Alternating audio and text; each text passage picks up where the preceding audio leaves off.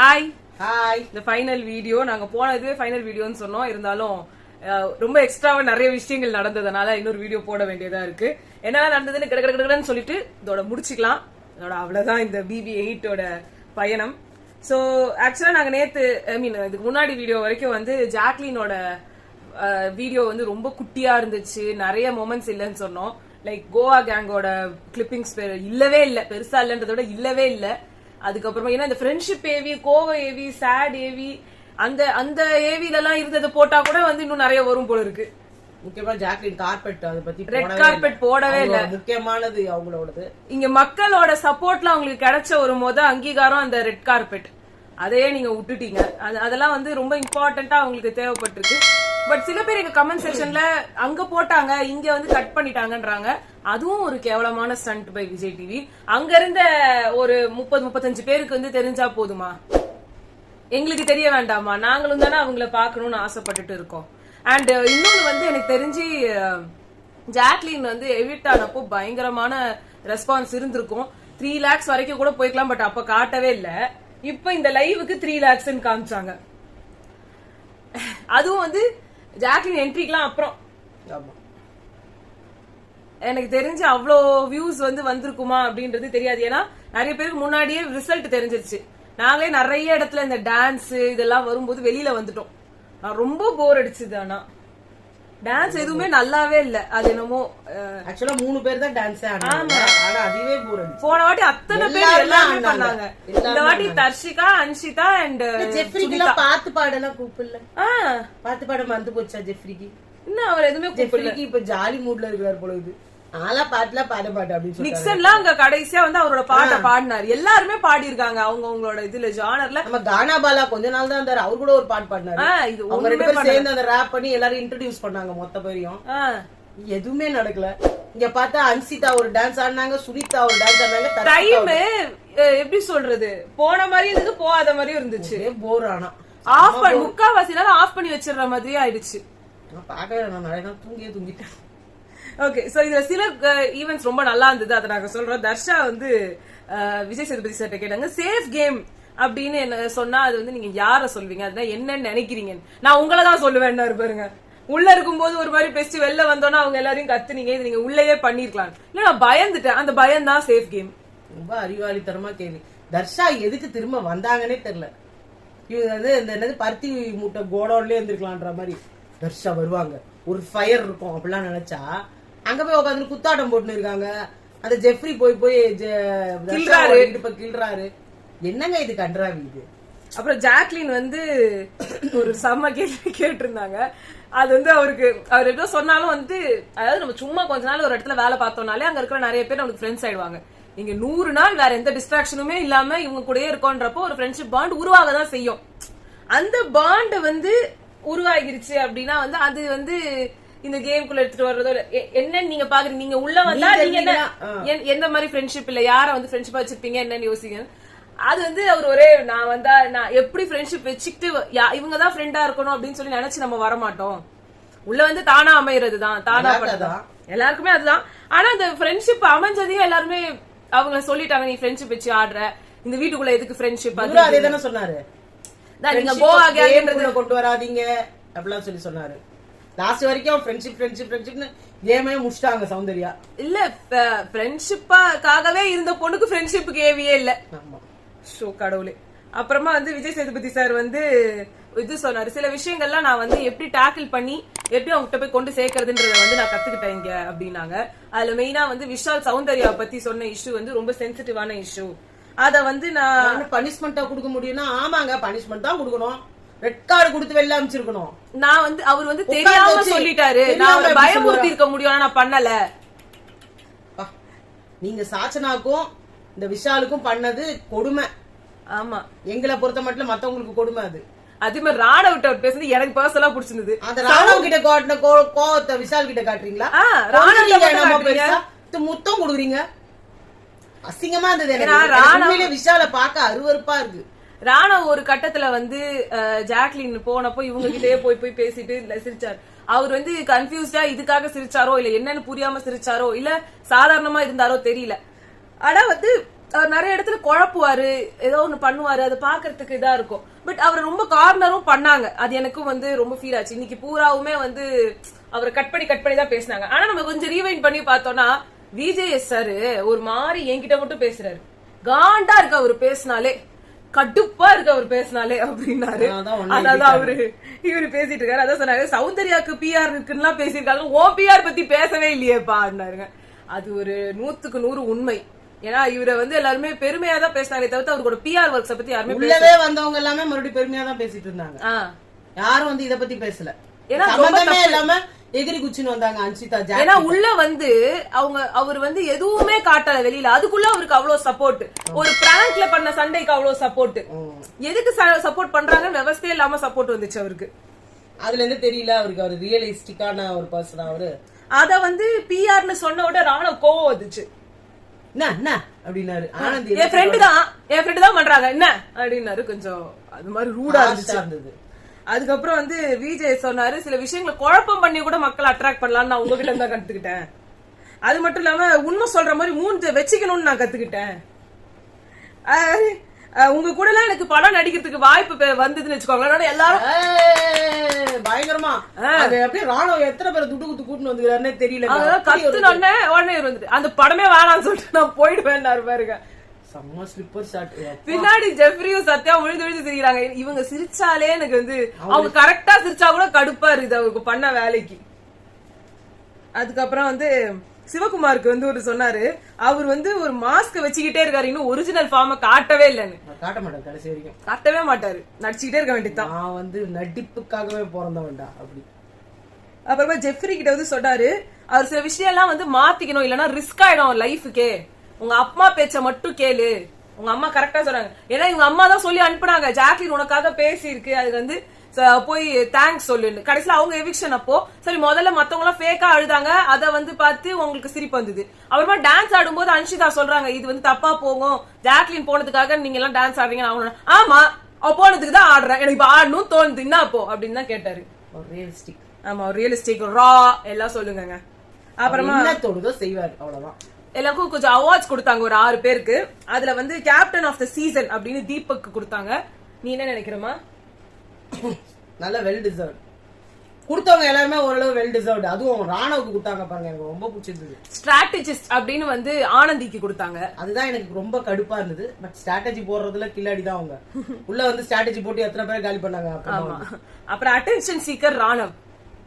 அதை விட ஏன் கொடுக்குறாங்கன்னே தெரியாம அவர் பாட்டு அவரு வந்து அதே நம்ம விஷால் பண்ணதே விஷால் மாதிரியே அவர் பண்றாருன்னு தெரியல நிறைய விஷயம்.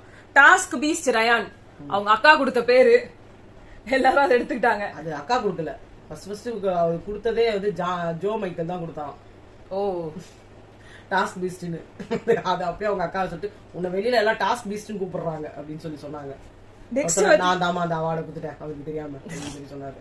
Game changer Manjari well well well well deserved award அவங்களுக்கு. கண்டிப்பா இந்த ஒண்ணு அதாவது மம்மி வாங்கிட்டேன்டா நிலா, மம்மி வாங்கிட்ட ஒரு அவார்டுன்னாங்க. அவங்க அப்போல இருந்து சொல்லிட்டு இருந்தாங்க, முத்து ஜாக் நீங்க உங்க 2 பேர்ல யார் அவார்டு யார் டிராஃபி வாங்கினாலும் வந்து நிலவு கிட்ட ஒரு வாட்டி கொடுத்துருங்க அப்படின்னு.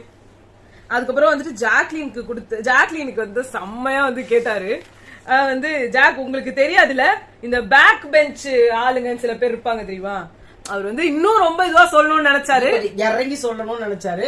பட் டீசன்சி கருதி, சபை நாகரிகம் கருதி அவங்க என்ன பண்ணாங்கன்னு உங்களுக்கு தெரியுமா, உங்களுக்கு தெரியாதுல்ல, உங்களுக்கு பெரிய சர்ப்ரைஸ் காத்துட்டு இருக்கு நீங்க வெளியில போகும்போதுனாங்க. அப்பதான் நான் வந்து பாத்துட்டேன் சார் அப்படின்னாங்க ஜாக்லின். என்னவா பாத்தீங்க அப்படின்னு தான் அவங்க சொன்னாங்க. தள்ளி நின்னு அடிக்கலான்னு பார்த்தேன், கூட நின்னு கூட அடிக்கலான்றத இப்பதான் நான் தெரிஞ்சுக்கிட்டேன் அப்படின்னு வந்து அவங்க சொன்னாங்க. அப்ப வந்து ஐயோ நீங்க தப்பா புரிஞ்சுக்கிட்டீங்க மேம். இல்ல சார் இவ்வளவு நாளா தப்பா தான் புரிஞ்சுட்டு இருந்தேன், இப்பதான் கரெக்டா புரிஞ்சுக்கிட்டேன் அப்படின்னாங்க. இல்ல இல்லம்மா அதனால சத்தியா எழுந்து இல்ல நீங்க போகும்போது இவங்க எல்லாம் அழுதாங்களா, அதெல்லாம் பக்கம் ஃபேக்கா இருந்த, அதுக்காக தான் நாங்க அழுதோம், உங்க எவிக்ஷனுக்கு நாங்க அழல சிரிக்கலன்னாங்க. அப்போனே ஓ அப்படியா, ஓ ஓகேங்க okay okay. Vijay Sethupathi sir ஆமாங்க நம்புங்க. அப்ப டான்ஸ் ஆடினது டிங்கிச்சி காட்டுல போல இருக்கு பாவம். அதான் சோ அவங்களுக்கு வந்து சூப்பர் ஸ்ட்ராங் அப்படின்றது கொடுத்தாங்க. அவங்க ஏவிலே சொல்லிப்பாங்க, எனக்கு super you make me super super super proud of சொன்னாரு அவரு. சோ அந்த சூப்பர்ன்ற வார்த்தைய வந்து கேட்கணும் அப்படின்னு வந்து ஜாக்லின் ஏங்கி இருக்காங்க. சோ அந்த ஏங்குனதுக்கு super strong, super resilient, super queen Jacqueline. So அத வந்து உங்களுக்கு சூப்பர் ஸ்ட்ராங் ஒரு அவார்டு கொடுத்து, நீ அதாவது ஆண்களுக்கு பெண்கள் சலிச்சவங்க மட்டும் இல்லமா சூப்பர் ஸ்ட்ராங்கும் சேர்ந்து ஆமா யூ டிசர்வ் திஸ்ன்னு சொன்னாரு. ரொம்ப சந்தோஷமா இருந்தது, உண்மையிலேயே புகழ்ந்தாருங்க. ஆமா நிஜமா நம்ம வந்து மறுப்பதற்கு இல்லை. எவ்வளவு அந்த பொண்ணு வந்து அவர்கிட்ட வாங்கினாங்களோ திட்டு, இன்னைக்கு உண்மையிலேயே அவர் வந்து பாராட்டினது அவங்களுக்கு அவ்வளவு சந்தோஷமா இருந்தது. சார் ஒரே ஒரு ஹக் பண்ணிக்கிறேன் சார் அப்படின்னாங்க. அதான் ஆன்ஷிதா திஸ் இஸ் ஃபார் யூ. ஆன்ஷிதா இல்ல நாடிகா அது சொல்லிக்கலாமே, நாடிகா அடி மகா நாடிகா அப்படின்னு சொல்லி. அது வந்து சேவில. ஆனா ஒரு ஹைலைட் என்ன தெரியுமா, மத்தவங்க ஏவி எல்லாரும் அவங்க தனித்தனியா பாக்குற மாதிரி ஒரு இதுதான் இருந்துச்சு. இல்ல ஆடியன்ஸ் பேரு சேர்ந்து உட்கார்ந்து அது அந்த பயம் இருக்கணும்டா. அந்த 5 பேரை தவிர்த்து மத்தவங்க எல்லாரும் முன்னிலையும் தான் அது நடந்துச்சு. ஆனா அந்த 5 பேர்ல இருந்த 2 பேர் முக்கியமானவங்க அந்த ஏவில வரவே இல்ல. நெக்ஸ்ட் வந்து விஷாலோட அப்பா வந்து இவங்க 3 பேரும் வந்தோட அவரு ஒண்ணு சொன்னாரு, 100 நாள் அவங்க கூட தான் இருந்தா சார். இப்ப கூட அன்சே ஜெஃபோ சத்யா பிபி கூட அப்ப பிபி அவருக்கு கவனிக்கல. 100 நாள் அவங்க தான் அப்படியே முனையிலே நின்னுட்டு இருந்தா அவங்க கூட தான் இருந்தாங்க. இப்ப வந்த அப்புறம் எங்களை திரும்பி கூட பாக்க மாட்டான் சார். உன்னையா நான் திரும்பி பாக்கணும் அவன்ற மாதிரி தான் இருக்குது. விட்டா 1 வருஷம் கூட அவங்க கூட போயிடுவான் போல சார், வர மாட்டாங்க. விஜய் சார் 1 வருஷம் எல்லாம் எங்களால வச்சு மேய்க்க முடியாது சார். அதுதான் செம காமெடி. இத்தனை நாள் உன் பையனை வச்சு மேய்ச்சதே பெரிய விஷயம், இப்ப திறந்து விடுறோம் ஓட்டாங்க நீயே மேய்ச்சிக்கோ. அதோட இன்னொரு லைன் சொல்றேன், விஷாலோட ஐ லவ் யூ அவங்க அப்பாவே ஒத்துக்கல. இல்ல ஐ லவ் யூ சொல்லி சொல்லிட்டா ஏமாத்துறான் சார் அவன். அவரோட அப்பாவே ஒரு நம்பல ஐ லவ் யூ சொன்னார்ல, ஐ லவ் யூ சார் நானும் நம்ப மாட்டேன். அப்போ அன்சிதாக்கு இது வந்து ஹர்ஷிகா நீ நம்பி இருக்க கூடாது இல்ல, அதுக்கு உனக்கு தான் சொல்றது. அன்சிதாவுக்கு தான் இப்ப சொல்லி பரல புதுசா. அன்சிதா இவரை விட கேடி. அவனு மூஞ்சே மாறிடுச்சு. ஆனா அவங்களுக்கு ஆமா அப்பா அப்பா அப்படின்னாங்கல்ல, அவங்க அம்மா என்ன சொன்னாங்க? அம்மா என்னது அம்மா என்னமோ சொன்னாங்களே, என்னமோ சொன்னாங்களே, நான் எதை சொன்னாலும் எங்க அம்மா ஒத்துக்குவாங்க சார். ஒத்துக்குவாங்க வா சொல்றேன் சார். அப்ப வந்து விஷாலோட அப்பா சொன்னாரு, இவங்க சொன்னாங்க, விஷால் சொன்னாரு, அது இல்லப்பா அவங்க கூடவே நான் வந்து இவ்வளவு நாளா இருந்துட்டேன், ஆனால டிவி முன்னாடியே உட்கார்ந்து இருந்தோம்லடா. அவரு எங்களுக்கு இருக்கு. அதால அவர் சொன்னாரு, அவ்வளவு முத்தான வார்த்தைகள் அவர் கேட்டது ஒண்ணு. உடனே விஷால் அம்மா வந்துட்டு சொன்னாங்க, வெளியே வா இருக்கு உனக்கு. இல்ல அம்மா கிட்ட சொன்னாரு, நான் எதை சொன்னாலும் அம்மாக்கு பிடிக்கும் சார், அப்பாவுக்கு பிடிக்காது சார். நான் எதை செஞ்சாலும் அம்மாக்கு பிடிக்கும் இல்லம்மா அப்படின்னாரு. பிடிக்கும் வா வீட்டுக்கு, வெளியே வா இருக்கு உனக்கு அப்படின்னாங்க. அப்புறம் மூஞ்சி மாறி போச்சு அவருக்கு மூஞ்சி மாறி போச்சு. ஆமா. ஓ சௌந்தர்யா அப்பா வந்து கிட்ட விஜய் சேதுபதி சார் சொன்னாரு, வீட்டுல விடுவீங்களா? வீட்டுல விட்டுதானே அவனை வேற வழின்னு இருக்குது. தலையெழுத்து நான் தான் சொன்னேன், தலையெழுத்து விட்டுதானே ஆகணும்னா அதே மாதிரி அவர்ல தலையெழுத்து விட்டுதான் ஆகணும்னு நினைச்சு விடுவீங்க போல. அதே மாதிரி என்ன பண்ணுவீங்க அப்படின்னு ஃபர்ஸ்ட் வரட்டும், அப்பா கிட்ட கொடுப்பேன். முதல்ல வரதா பாப்போம் வரட்டும் அப்படின்னு சொல்றாங்க. அப்பா கிட்ட கொடுப்பேன் சார், அப்புறமா நான் கொஞ்சமா செலவுக்கு வாங்கிக்குவேன் சார். அவரை முத்து அம்மா வந்து சொன்னாங்க, இது மண்டையெல்லாம் அவன் கழுவ மாட்டான், அவன் நிறைய விஷயம் புரியாதவங்க, இப்ப எனக்கெல்லாம் நிறைய விஷயம் புரியாது, அதெல்லாம் எடுத்து சொல்லுவான், அதனாலதான் மத்தவங்க எல்லாரும் ஒத்துப்பாங்க அவன் சொல்றத. மண்டைய கழுவிட்டா எல்லாரும் ஒத்துக்குதானே சார் ஒத்துக்குவாங்க. அங்க கூட விட்டு கொடுக்க மாட்டாங்க, விட்டே கொடுக்காதீங்க. ஆனா எனக்கு வந்து முத்துக்குமரன் அம்மா, முத்துக்குமரனை விட முத்துக்குமரன் அப்பாவை தான் பிடிச்சிருந்தது. ரொம்ப நல்லவர், ரொம்ப பாவமா. அவங்க அம்மாவும் பிள்ளையும் பேசிப்பாங்க சார். நான் ஒரு ரூம்ல தனியா எனக்கு என்னமோ சோறு போடுவாங்க, அதான் சாப்பிட்டு நான் பாட்டு ஒரு மூலையில கிடப்பேன் சார். எனக்கு ரொம்ப அந்த விளையாட்டுக்கு எல்லாம் சேர்த்துக்க மாட்டாங்க சார். ஏன்னா இதுலயே நல்லா தெரியுது, எப்ப பேசணும் அப்படின்னாலுமே அவங்க அம்மா தான் பேசுறாங்க, எதா இருந்தாலுமே இவர் வாயில அம்மா. கஷ்டப்பட்டாருன்றாங்களா, அப்பாக்கு நல்லா தானே பேச வருது, அவரை பேச சொல்லுங்களா. முத்துக்குமரன் எப்ப வெளிநாட்டுல போய் கஷ்டப்பட்டு இருக்காரு, அவ்வளவு தூரம் கஷ்டப்பட்டு தானே உங்களை எல்லாம் வளர்த்திருக்காரு. இன்னொரு பொண்ணுன்னு ஒருத்தவங்க இருந்தாங்க, அவங்க எங்கங்க? அவங்க ஃபேமிலி மேட்டர் கிடையாது, அவங்க சொன்னாங்கல்ல. அவங்களுக்கு சொல்லும் போது இப்படி ஒரு இது விஷயம்னா எல்லாரும் தானே வருவாங்க, அதுக்கு சொல்ல வரேன் நானு. இல்ல முத்துக்குமரன் வந்து எனக்கு எப்ப பாரு அம்மா அம்மா அம்மா, எங்க பேசினாலும் அம்மா. அப்பா அப்பாவை எங்கேயுமே ஒரு மென்ஷனே பண்ண மாட்டாரு. அப்பாவுக்கு சப்பல் வாங்கணும்னு அவங்க அப்பா வந்தப்பதான் சொன்னாரு.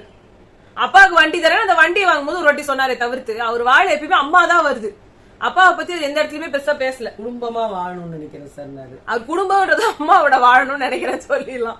எப்ப பாரு அவரை அவர் ஒரு மனுஷனாவே இப்ப வெளிநாட்டிலேயே வாழ்ந்துட்டாரு சார். நாங்க என்ன சார் இப்ப கூட வின் பண்ணோம்னா அந்த மனுஷன் தான் எழுந்து நின்று குச்சி காய் தட்டினாரு. அம்மா கிட்டதான் டிராஃபியை குத்தாரு. என்ன சொல்றது, மொத்தம் அம்மா வந்து முக்கியம் தான், அதுக்காக அப்பாவை விட்டு கொடுக்க கூடாது.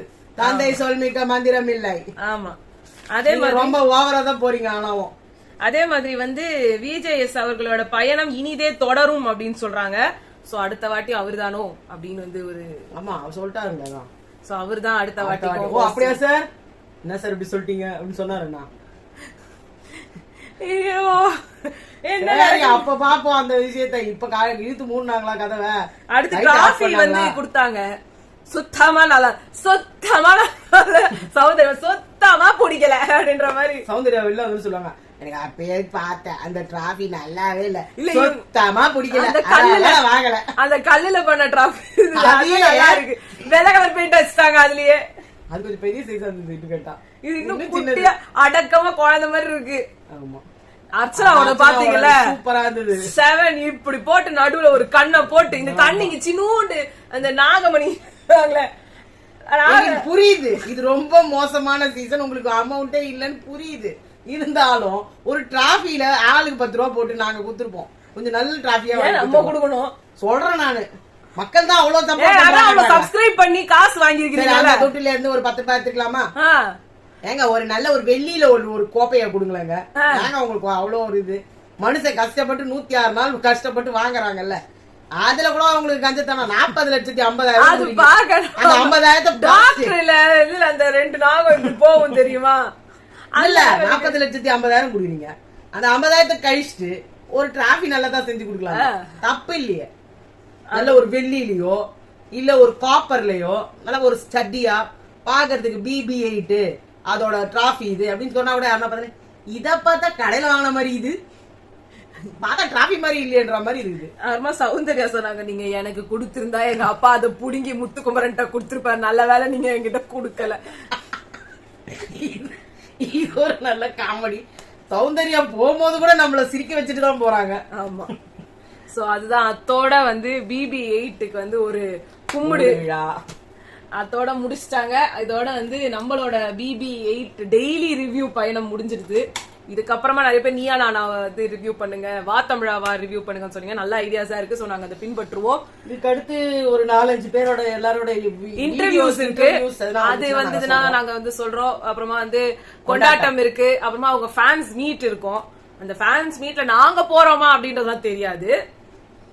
நாங்க வந்து வீடு பக்கத்துல இருந்தாதான் நாங்களும் போவோம். நிறைய பேர் வரையட்டி சொல்லியாச்சு. எங்க வீட்டு பக்கத்துல எங்கெல்லாம் போட சொல்லி போட்டாங்கன்னா நாங்க போறோம், போகலாம் உங்களுக்கு சொல்றோம். ஆமா.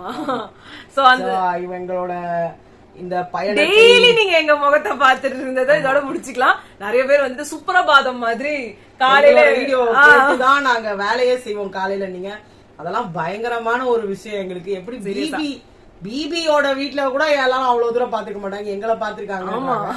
உண்மையிலேயே மனசு ரொம்ப நெகிழ்ச்சி. அவர் தான் சொல்லுவார் நம்ம முத்துக்குமரன். இதுல வந்து கொஞ்ச நேரம் ஸ்பேர் பண்ணி நாங்க எங்களோட இதையும் நாங்க சொல்லிக்கிறோம். சோ ஆக்சுவலா இந்த ஃபுல் இதுல வந்து 10,000 சப்ஸ்கிரைபர்ஸ் வந்தப்போ நாங்க ஒரு வீடியோ ஷூட் பண்ணிருந்தோம். சின்னதா தாத்தா வந்து பேசியிருந்தாரு எங்களுக்கு வந்து அந்த 10,000 சப்ஸ்கிரைபர். அதையும் நான் போடுறேன் நாளைக்கு. அந்த மாதிரி நான் அந்த வீடியோ போடுறேன். அது வந்து கரெக்டா அந்த வீடியோ அப்லோட் பண்ணலான்றப்பதான் ஜாக்லின் எவிக்ஷன் அந்த மாதிரி வந்து தெரிஞ்ச உடனே மனசை விட்டு போச்சு, அதை போட முடியல. But now back to happy மோடுன்றதுனால நாங்க அதை போடுறோம். கூடவே இந்த ஜேர்னி வந்து எப்படின்றத நாங்க ஒரு வாட்டி சின்னதா ஷார்ட்டா முடிச்சிடலான்னு பாக்குறோம். சோ நிறைய பேர் நிறைய எப்படி சொல்றது, யார் யார் கூடயோ கனெக்ஷன் வச்சு யூடியூப்ல வந்து மேல வர்றதோ இல்ல நிறைய சப்ஸ்கிரைபர்ஸ் வாங்குறதோ இதுதான் நாங்க நிறைய பாத்துருக்கோம். ஏன்னா ஒரு யூடியூபர் மேல வந்தாங்கன்னா அந்த யூடியூபர் தூக்கி விடுறதுக்கு ஒரு 10 யூடியூபர்ஸ் வந்துருவாங்க. எடுக்கிறதே அவங்க எல்லாம் ஒருத்தர் ஃப்ரெண்ட்ஷிப்பா இருக்காங்க. சோ ஒரு தனியா இந்த மாதிரி நின்னு யூடியூபர்ஸ் நிறைய நான் பார்த்தது இல்ல. மேபி வெளிநாட்டுலயோ இல்ல பாம்பே அந்த மாதிரி இடத்துலயோ நிறைய பேர் இருந்திருப்பாங்க. தமிழ்நாட்டுல ரொம்ப நிறைய இல்ல. நாங்களுமே ரொம்ப பெரிய ஆளுங்க இல்ல. பட் ஒரு அளவுக்கு இந்த 10,000ன்றது ஒரு பெரிய மைல்கல். ஏன்னா 5 டிஜிட். இன்னும் வந்து 99,999 வரைக்குமே அது 5 டிஜிட்ஸ் தான். 6 டிஜிட்ன்றது வேற லெவலு. பட் 5 டிஜிட்ஸ் வரைக்கும் வந்ததுன்றது ஒரு பெரிய மைல்கல் எங்களோட ஜேர்னில. சோ நாங்க கிட்டத்தட்ட ஸ்கிராச்சுக்கும் கீழே இருந்துதான் நாங்க ஆரம்பிச்சோம். ஏன் ஸ்கிராச்சுக்கும் கீழே அப்படின்றனா, நான் வந்து கிட்டத்தட்ட 8th ஸ்டாண்டர்ட்ல ஒரு வீடியோ போட்டு அந்த வீடியோ நல்லாதான் ஓடி, நல்லா ஓடிச்சு. அதுக்கப்புறமா வந்து அதுல இருந்து காசு வருதுன்னு சொல்லி எங்க அம்மா காசுனா வந்து பயந்து அதெல்லாம் போடக்கூடாது, பேங்க் அக்கௌண்ட்லாம் டீடைல்ஸ் கொடுக்க கூடாதுன்னு சொல்லி அதை எதுவும் பண்ணாம அப்படியே விட்டு அந்த நாள்ல இருந்து அப்படியே நவுந்து கடைசியில இங்க கிட்டத்தட்ட 2022ல ஆரம்பிச்சோமா. சர்வைவர் 2022 தானே? அது வேற சேனல் இல்ல இல்ல இதே சேனல் தானே. 2022ல வந்து சர்வைவர், அந்த டைம்ல வந்து சர்வைவர் போட்டுட்டு இருக்கும்போது இதுவும் பிக் பாஸ் சீசன் 5 நினைக்கிறேன். அப்போ அதுவும் ஓடிச்சு. அதுல கொஞ்சம் கொஞ்சம் போட்டோம். சீசன் 5ல எங்களுக்கு பெருசா எந்த ஒரு இதுவும் இல்ல. சர்வைவர்ல நல்லா ஒரு ரெஸ்பான்ஸ் இருந்துச்சு. அந்த சர்வைவரோட ரெஸ்பான்ஸ் வச்சுதான் கிட்டத்தட்ட 1000 சப்ஸ்கிரைபர்ஸ் நாங்க கொண்டு வந்தோம். அதுக்கப்புறமா வந்து சீசன் 7 வந்து சீசன் 5 இல்ல சீசன் 6ஆ என்னது நம்ம ரிவ்யூ பண்ணது. அப்போ பிரியங்காலாம் வந்தாங்க. அந்த சீசன் தான் நம்ம ஃபர்ஸ்ட் பண்ணோம். சீசன் 5 தானா? ஆனா சீசன் 6 போடவே இல்ல. ஸ்டார்ட் பண்ணது ஒரு 4-5 வீடியோ போட்டோம், ஒண்ணுமே ஓடல. அப்புறமா திருப்பி சீசன் 6க்கும் நாங்க அந்த மாதிரி ட்ரை பண்ணோம். அப்பயும் போடல. அதோட நாங்க சீசன் 7 தான் வந்து உட்கார்ந்து போட்டது. சீசன் 7 வந்து நடுவுல அல்டிமேட் கூட வந்தது இல்ல. ஆமா. அப்புறம் அது கூட அப்ப நம்ம சீசன் 6 தான். சீசன் 5 வந்து நாங்க பண்ணது விட்டுட்டோம். சர்வைவர் சீசன் 6 2022 சம்திங் அந்த டைம்ல பண்ணோம். அப்புறமா 23-24 அதுலதான் வந்து சீசன் 7 அதுதான் நாங்க முழு இதுவா பண்ணி அது நல்ல ரெஸ்பான்ஸ் வந்துச்சு. அதான் பிரதீப்போட எவிக்ஷன் அப்புறம் தான். ஆமா, ஒரு 1000 சப்ஸ்கிரைபர்ஸ் அந்த சர்வைவர் அப்போ ரீச் ஆனாங்க. கிட்டத்தட்ட ஸ்கிராச்ல இருந்து 50 சப்ஸ்கிரைபர்ஸ்க்கு அப்புறமா அவங்க தான் வந்தாங்க 1000 வரைக்கும். 50 சப்ஸ்கிரைபர்ஸ் யாருன்னா என்னோட ஃப்ரெண்ட்ஸுக்கு நிறைய பேரு. என் ஃப்ரெண்ட்ஸும் நிறைய பேர் பண்ணல. என்னோட ஃப்ரெண்ட்ஸ் எங்களுக்கு வீட்டுல வந்துட்டு தண்ணி போடுறவங்க, அப்புறமா வந்துட்டு எங்களுக்கு ஜியோ டிவி கனெக்ஷன் கொடுத்தவங்க, அப்புறமா வந்துட்டு எங்க வீட்டுல வந்து கேபிள் கனெக்ஷன் கொடுத்தவங்க, அப்புறமா வந்துட்டு இந்த மாதிரி கேஸ் கனெக்ஷன் போடுறவங்க. இங்க யாரையும் விட்டு வைக்கல நாங்க. அந்த மாதிரி ஏதாவது இடத்துல போனா நிறைய பேர் ஸ்டூடெண்ட்ஸ் சொன்னாங்க. எங்களோட ஸ்டூடெண்ட்ஸ்ல நிறைய பேருக்கு நாங்க சேனல் வச்சிருக்கிறதே தெரியாது. அது ஒரு மாதிரி அவங்களுக்கு வேண்டாம். ஆக்சுவலா எனக்கு இது முதல்ல சர்வைவருக்கு முன்னாடி அந்த ரீடிங் சேனலா தானே நம்ம ஆடியோ புக்ஸ் அது எதுவும் ரொம்ப எக்ஸ்பெக்ட் பண்ணாதீங்க. ஒரு 4-5 வந்திருக்கும் அவ்வளவுதான். நம்ம போட்டோம் எல்லாமே. பொன்னியின் செல்வன், இன்னொன்னு அந்த தரையில் இறங்கும் விமானங்கள். சோ இதுதான். அதுக்கப்புறமா அதோட நாங்க போய் இந்த சீசன் 7 செம்ம இதாச்சு. சீசன் 7 முடியும் போது கிட்டத்தட்ட 5000 சப்ஸ்கிரைபர்ஸ் வந்தாங்க. சோ 1000 to 5000 ஒரு 5000 பேர் ஹைக். அது பயங்கரமா இருந்துச்சு. 5000 கூட சொல்ல முடியாது. பிரதீப்போட எவிக்ஷன் அப்பலாம் 6000 வரைக்குமே வந்துருச்சு. பிரதீப்போட எவிக்ஷனுக்கு அப்புறமா தான் ஒரு சூடு பிடிக்க ஆரம்பிச்சது. அப்பதான் சப்ஸ்கிரைபர் கடகன்னு வந்தாங்க. ஒரு வீடியோ 40,000 கூட போச்சு. 40,000 50,000 கூட போயிருக்கு. சோ அந்த மாதிரி. சோ 6000 கிட்டத்தட்ட 6500 வந்துட்டாங்க. அப்புறமா அந்த 500 சப்ஸ்கிரைபர் எதுக்கு வந்தாங்கன்னு தெரியல. சர்வைவர்ல கூட நமக்கு அந்த லேடி கேஷோடது போட்டோமே, அது பயங்கரமா ஓடுச்சு. அதுக்கப்புறமா அதோட சீசன் 8 நடுவுல நாங்க என்னென்னமோ ட்ரை பண்ணி பார்த்தோம். சீரியல் எல்லாம் சொல்றீங்க, சீரியல் கூட நாங்க ரிவ்யூ பண்ணோம். டெய்லி போட்டோம். நல்ல கொஞ்சம் இதுக்கு எதுவுமே பண்ணல. அப்புறம் வந்து சீரியல் பண்ண ஆரம்பிச்சேன். நடுவுல வந்து இந்த இஃப்தார் பாக்ஸ் ரிவ்யூ அது இதுன்னு ஏதோ பண்ணி காசு போனதான் மிச்சம். அதுக்கு ஒரு வியூஸும் சரியா வரல. அதோட கடைசியா இந்த சீசன் 8 அதுலதான் ஒரு ஹைக் ஆகி 10,000 வரைக்கும் நம்ம ரீச் ஆயிருக்கோம். இதுக்கப்புறமா அல்டிமேட்டட் ஒண்ணு போட்டாங்கன்னா அது ஒண்ணு வரலாம். இல்லன்னா நாங்க இந்த நீயா நானா, தமிழா எங்களோட ராசி வந்து என்னதுன்னா நாங்க ஏதாவது ஆரம்பிச்சோம் அது முடிஞ்சிரும். ஏன்னா சர்வைவர் ஆரம்பிச்சோம் முடிஞ்சிருச்சு. வரும்னு வெயிட் பண்ணி இருந்தா அது இதோட ஈத்தே மூட்டோட்டாங்க. நாங்க ரொம்ப நொந்து போயிட்டோம். சர்வைவர் ஏன்டா பிக் பாஸ் ஓட மாட்டேங்குது, சர்வைவர் பார்த்தா நான் ரொம்ப நல்லா ஓடுது, ஆனா அதையும் அடுத்த சீசன்ல கிடையாதுட்டீங்க, என்னதான்டா பண்ண சொல்றீங்க எங்களை அப்படின்ற மாதிரி ஆயிடுச்சு. பிக் பாஸ் ஏதோ ஓடிடுச்சு, இது அடுத்த சீசன் வரும்னு தான் நினைக்கிறேன். எங்க ராசிக்கு இழுத்து மூடுறாதீங்க. அதையும் இழுத்து மூட்டாங்கன்னா முடிஞ்சு போச்சு சேனல் அவ்வளவா.